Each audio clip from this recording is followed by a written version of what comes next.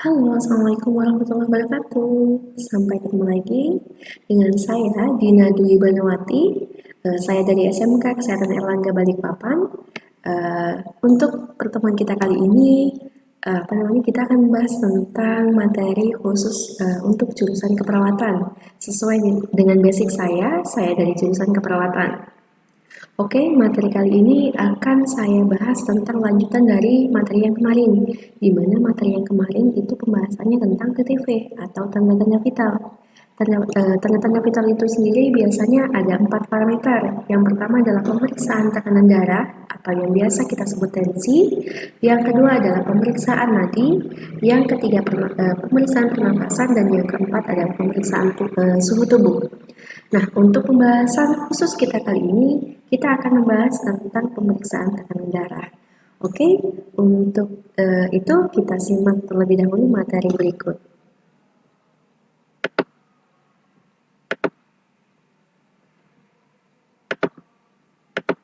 Nah, untuk materi kita kali ini, materi khusus untuk jurusan keperawatan, ya, kata-kata perawat. Nah, bagi siswa keperawatan, berbanggalah kalian karena telah bergabung di jurusan ini, terutama di SMK kita tercinta, yaitu SMK Kesehatan Erlangga Balikpapan. Nah, di sini kita akan membahas bagaimana cara pengukuran tensi, karena ada alat tensi itu biasanya merekat erat sekali kepada tenaga medis, khususnya tenaga medis keperawatan. Nah, padahal di rumah sakit tersebut itu sebenarnya banyak sekali alat-alat yang biasanya perawat gunakan. Ya, jadi memang hampir 100% peralatan atau alat medis yang berada di rumah sakit yang mengoperasikan atau yang menggunakan adalah dari tenaga medis keperawatan, meskipun tidak semuanya.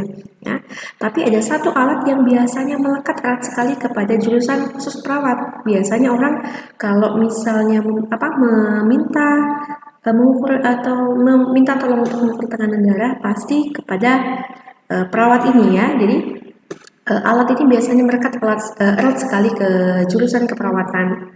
Oke, pembahasan berikut tentang materi pemeriksaan tensi atau yang biasa kita sebut pemeriksaan tekanan darah. Yang pasti memerlukan alat, ya. Alat yang biasa kita gunakan biasanya tensimeter. Nah, bahasa medis dari tensimeter itu sendiri adalah sphygmomanometer, ya. Jadi ada berbagai macam jenis. Oke, di sini saya jelaskan ada 3 jenis tensimeter. 2 diantaranya dia itu tensimeter manual, kemudian yang satunya tensimeter digital. Untuk alat yang pertama biasa kita sebut dengan sphygmomanometer air raksa. Kemudian yang kedua sphygmomanometer aneroid. Kemudian yang ketiga, sphygmomanometer digital. Tentu di antara 3 alat ini memiliki kelebihan dan kekurangan masing-masing. Jadi pembahasan kita kali ini kita akan sedikit membahas tentang kelebihan dan kekurangan masing-masing dan apa sih yang biasa kita ukur pada saat kita tensi itu, apa yang harus kita ukur, apa yang harus kita hitung. Oke, kita simak materi berikutnya. Nah, di sini ada alat-alatnya.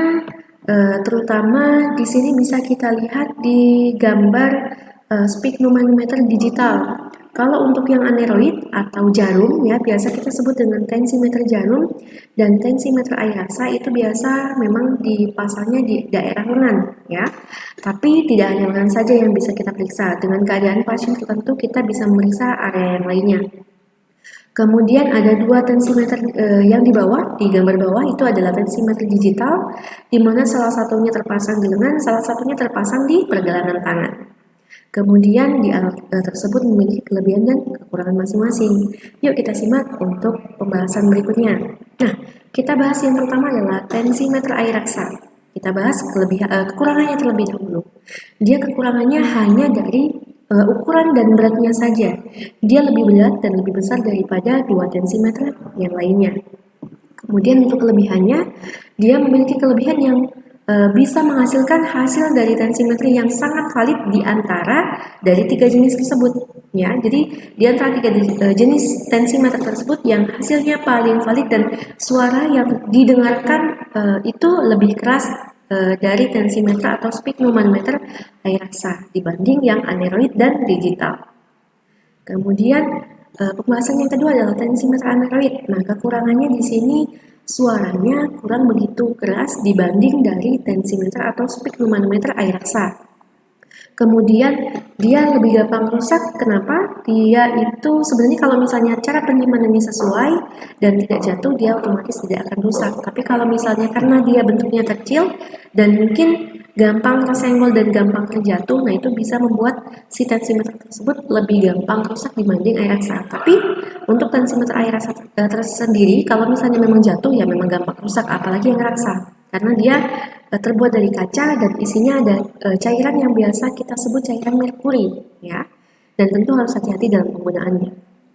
Kemudian kelebihan dari tensimeter aneroid itu dia bentuknya kecil dan ringan, jadi sehingga dibawa kemana-mana itu lebih gampang.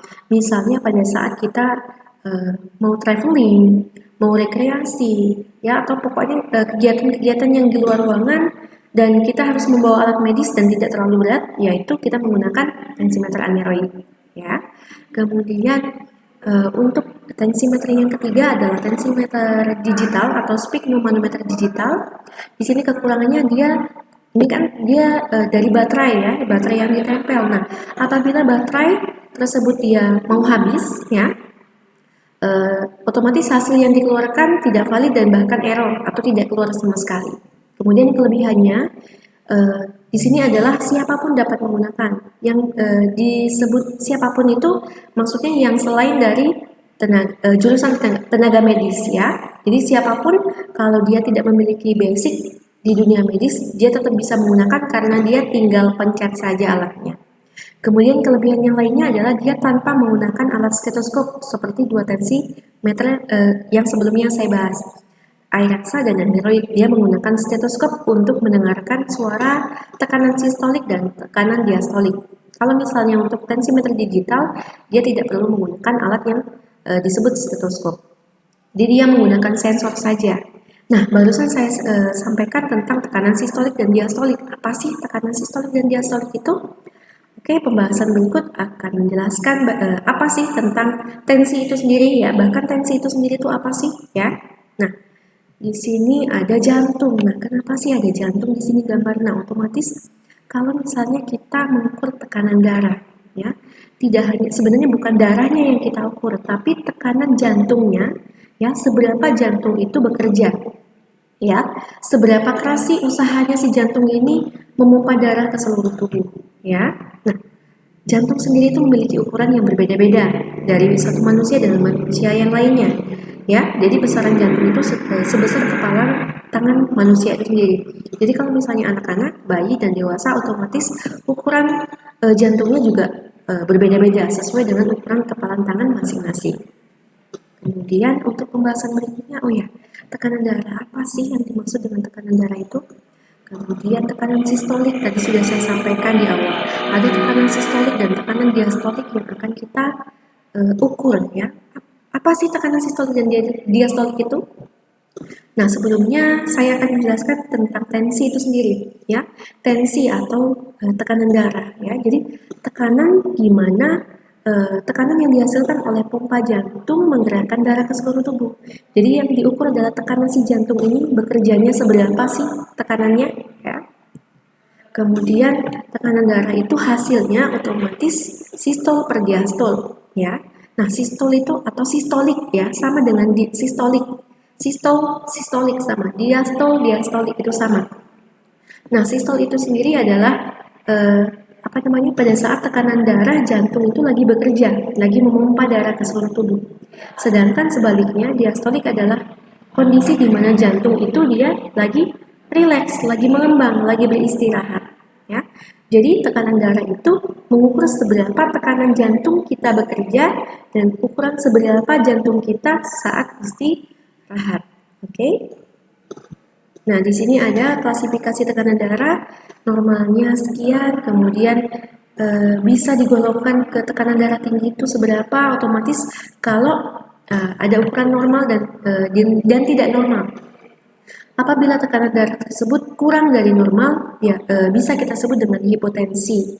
Sedangkan ukuran yang melebihi dari tekanan darah normal biasanya kita sebut dengan hipertensi. Orang biasa kita menyebutnya dengan kata-kata darah rendah dan darah tinggi, ya.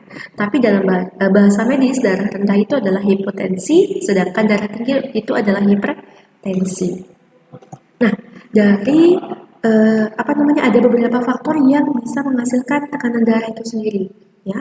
Ada posisi, usia, jenis kelamin, metabolisme, aktivitas dan emosi itu memiliki hasil dihasilkan beda ya, hasilnya antara orang satu dengan orang yang lainnya, kondisi dengan orang yang sama pun juga akan berbeda tergantung dari faktor-faktor berikut ini. Oke.